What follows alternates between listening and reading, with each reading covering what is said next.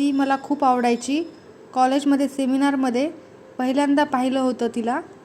गुलाबी रंगाच्या पंजाबी ड्रेसमध्ये, लांबसडक केस आणि काळ्याभोर डोळ्यांवर एक बारीक सी फ्रेम असलेला चष्मा. कसा विसरेन तिला. तिच्यामुळेच माझ्या प्रेझेंटेशनचे 12 वाजले होते ना. पण तिच्याशी बोलायला काही संधी मिळत नव्हती. तिला पाहता पाहता दुसऱ्या एका मुलीला धडकलो. सॉरी, इट्स ओके, सर्व झालं. असे काही दिवस गेले. जरा स्मृती असलेला तो चेहरा परत दिसला कॉलेजच्या गॅदरिंगमध्ये. आणि तिच्या मागून ती दुसरी मुलगी आली जिला मी धडकलो होतो. दोघी मैत्रिणी. तेव्हा वाटलं जरा तरी संधी आहे बोलायची, म्हणून मी अचानक भेटल्यासारखं त्यांच्यासमोर गेलो. तेव्हा टक्कर झालेल्या त्या मुलीने स्माईल दिली आणि मीही बोलणं सुरू केलं. तिचं नाव होतं प्रीती आणि जिने मला वेडं केलं होतं ती होती अनामिका. मीही माझी ओळख करून दिली. मी प्रशांत आणि आम्ही निघालो. पण आता अनामिकाशी बोलायचं कसं, म्हणून मी प्रीतीला गाठलं. तिच्याशी ओळख वाढवली. आमची मैत्री झाली. तशी खूप साधी आणि गोड होती ती. एका दिवशी तिला मी बोललो की मला अनामिका फार आवडते, तिच्या प्रेमात पडलोय मी. तेव्हा ती म्हणाली की मला ती नक्कीच मदत करेन, जमलं तर दोघांना एकत्र आणायला.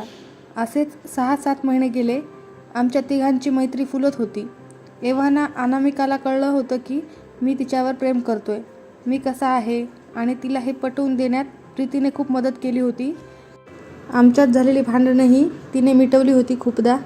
मला काय आवडतं हे प्रीतीला कसं कळायचं माहीत नाही.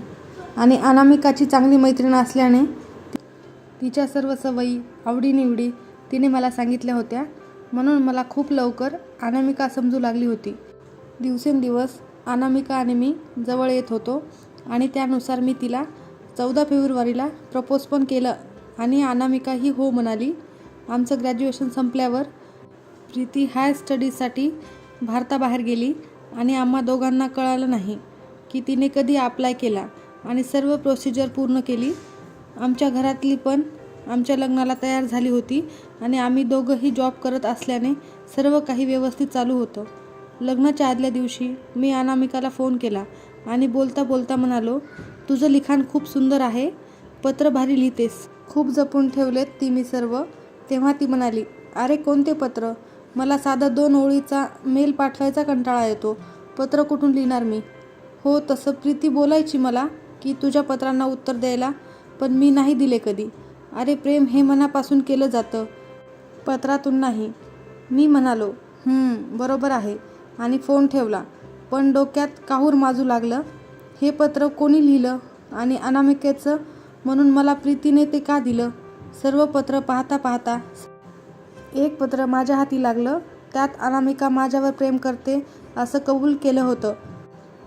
मी ते पुन्हा पुन्हा वाचलं तेव्हा माझ्या लक्षात आलं त्यातील खूपशा गोष्टी फक्त प्रीती आणि माझ्यातल्या होत्या. त्या अनामिकाला माहीत असण्याचा प्रश्नच येत नाही. प्रश्नाचं काहूर माजलं, डोकं काही शांत होत नव्हतं. तेव्हा मी प्रीतीला फोन केला, पण ती म्हणाली लग्नाला नाही जमणार यायला, एक्झाम आहेत. मी तिला तेव्हा फोर्स नाही केला आणि तिच्या घरी फोन केला. तेव्हा तिच्या आईकडून कळालं की तिने जाण्याआधी घरात वाद घातला होता की तिला जायचं आहे. आम्हाला तिला दूर पाठवण्याची भीती होती, पण ती ऐकतच नव्हती. आम्ही कबूल झालो. पण तिची आई म्हणाली, प्रशांत तुम्ही तिचे चांगले मित्र आहात, पण माहीत नाही कोण तो मुलगा. मला तरी सांगा, मी बोलते त्याच्याशी. मला माझ्या मुलीला असं नाही पाहावत. मी म्हणालो, काकी माफ करा मला, पण मला काहीच माहीत नाही याबद्दल. तुम्हाला उद्या भेटायला येतो. दुसऱ्या दिवशी माझं लग्न, पण मी प्रीतीच्या घरी गेलो आणि तिच्या रूममध्ये तिच्या आईशी बोलताना तिच्या काही डायरी पाहिल्या. त्या म्हणाल्या की प्रीती लहानपणापासून सर्व त्यातच लिहिते, कोणाला काही बोलत नाही. त्यातील एकात मी आमच्या टक्करपासून अनामिकाचं आणि माझं लग्न पक्क होण्यापर्यंत सर्व लिहिलं होतं. अनामिका आणि मला कधीच नाही कळलं प्रीती माझ्यावर प्रेम करत होती. तिच्या लिखाणाहून मला भरून आलं आणि मी नकळत तिला किती दुखवलं होतं आणि तिच्या एका शब्दाने तर मी पूर्ण हरून बसलो. प्रशांतने फक्त अनामिकासाठी माझ्याशी मैत्री केली का? हा प्रश्न सतत माझ्या डोक्यात फिरत होता. मी घरी गेलो, खूप विचार केला.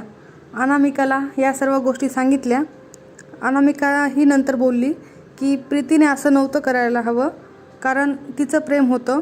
आपण तिच्यामुळेच भेटलो म्हणून त्या दोघांनी प्रीतीला परत बोलवायचे ठरवले. प्रीती वापस आली. प्रशांत आणि प्रीतीचे बोलणे झाल्यानंतर अनामिकाने त्या दोघांनाही समजून सांगितले व अनामिकाने प्रीती आणि प्रशांतचे लग्न लावून दिले. पत्र हे फक्त अनामिका आणि प्रशांतचे प्रेमच नव्हते, तर त्यामध्ये प्रीती आणि प्रशांतच्या भावना होत्या. त्यामुळे ते दोघेजण एकत्र येणे महत्त्वाचे होते. अखेर त्या दोघांचे लग्न झाले.